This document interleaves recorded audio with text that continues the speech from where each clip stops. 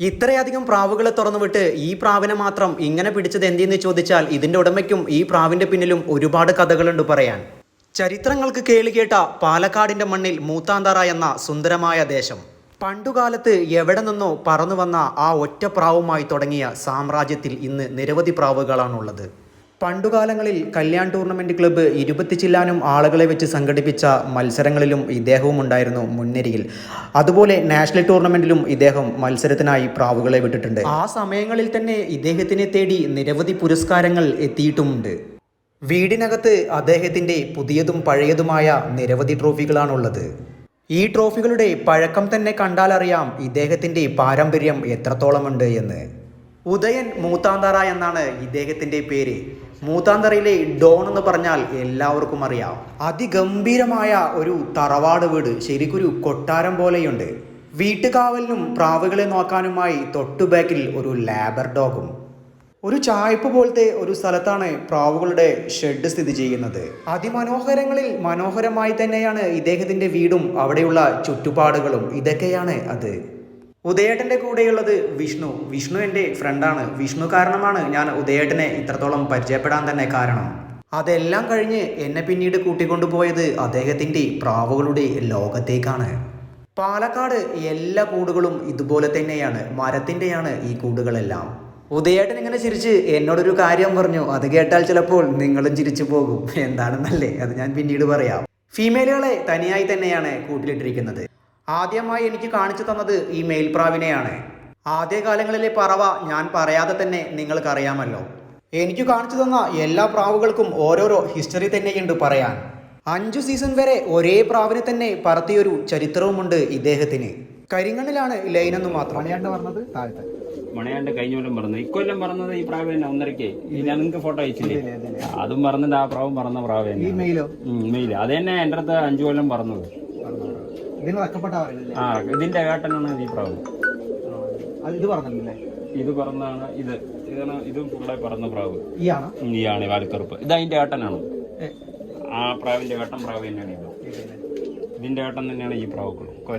ഗുൽദാർ പ്രാവിനെ ഒഴിച്ച് ഞാൻ എല്ലാ പ്രാവിനെയും കണ്ടു അവിടെ. ചില പ്രാവുകൾക്ക് ജോഡി സെറ്റ് ചെയ്തിട്ടുണ്ട്. ജോഡികൾ ഇങ്ങനെയാണെങ്കിലും ഇതിന്റെ കുഞ്ഞുങ്ങൾ വരുന്നത് ജാക്കിലും സുറുമയിലും വെള്ളയിലേക്കാവും. എവിടെ നിന്നോ പറന്നു വന്ന ആ ഒറ്റ പ്രാവുമായി തുടങ്ങിയ സാമ്രാജ്യത്തിൽ ഇത്രയധികം പ്രാവുകളെ സെറ്റ് ചെയ്ത ഇദ്ദേഹം ചില്ലറക്കാരനെയല്ല.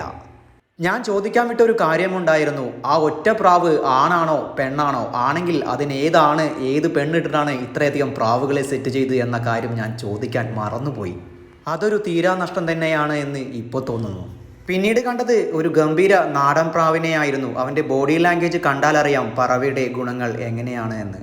പ്രാവുകളെ കുറിച്ച് ചോദിച്ചപ്പോൾ ഉദയേട്ടൻ പറഞ്ഞൊരു മറുപടിയുണ്ട്. 13 മണിക്കൂറിന് മുകളിൽ പറക്കാത്ത ഒരു പ്രാവ് പോലും തൻ്റെ പക്കൽ ഇല്ല എന്ന്. നേരത്തെ ആ ചിരിച്ചിരിച്ചതിൻ്റെ മറുപടി ഇപ്പം വേണമെങ്കിൽ പറയാം.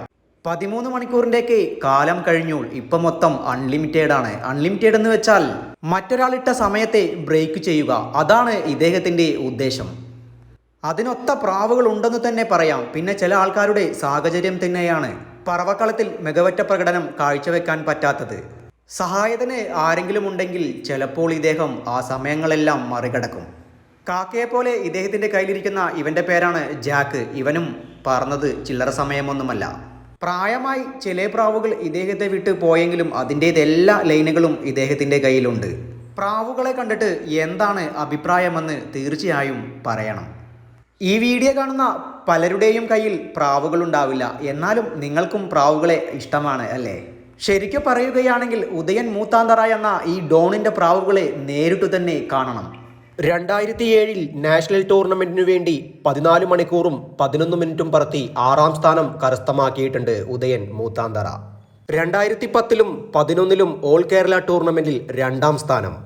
ടൂർണമെന്റിൽ 2ാം സ്ഥാനം കരസ്ഥമാക്കിയെങ്കിലും സമയം ചില്ലറയല്ല. 15 മണിക്കൂറിന് മുകളിലും 16 മണിക്കൂറിന് മുകളിലും പറപ്പിച്ചിട്ടാണ് ഇദ്ദേഹം 2ാം സ്ഥാനം കരസ്ഥമാക്കിയത് തന്നെ.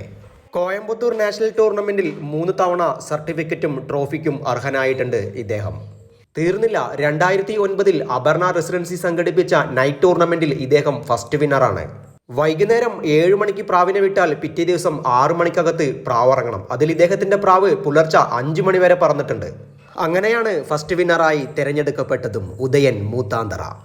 2011 കോയമ്പത്തൂർ സുന്ദരാപുരത്തൊരു ടൂർണമെന്റ് ക്ലബിനു വേണ്ടി 14 മണിക്കൂറിന് മുകളിൽ ഇദ്ദേഹം പ്രാവിനെ പറത്തിയിട്ടുണ്ട്. തീർന്നില്ല, ഇനിയുമുണ്ട് ഇദ്ദേഹത്തെക്കുറിച്ച് ചരിത്രങ്ങൾ ഒരുപാട്.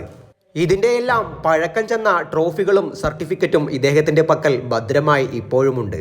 2014 കല്യാൺ ടൂർണമെന്റ് ക്ലബിനു വേണ്ടി 2 പ്രാവുകളെ 13 മണിക്കൂറിന് മുകളിൽ പറത്തി ഗോൾഡൻ ചാൻസിനും അർഹനായി 1ാം സ്ഥാനത്തേക്ക് എത്തിയിട്ടുണ്ട് ഉദയൻ മൂത്താന്തറ. മൂത്താന്തറയിലെ ഏതു പ്രാവുരാജാക്കന്മാരോട് ചോദിച്ചാലും അറിയാം ഇദ്ദേഹത്തെക്കുറിച്ച്. പണ്ടുകാലത്തെ പ്രാവുരാജാക്കന്മാരിൽ ഒരാൾ. അതിസുന്ദരമായ ലോഫ്റ്റും അതിസുന്ദരമായ വീടും അതിഗംഭീര പ്രാവുകളും. മറ്റൊരു വീഡിയോയുമായി വീണ്ടും കാണാം. അതുവരയ്ക്കും ബൈ.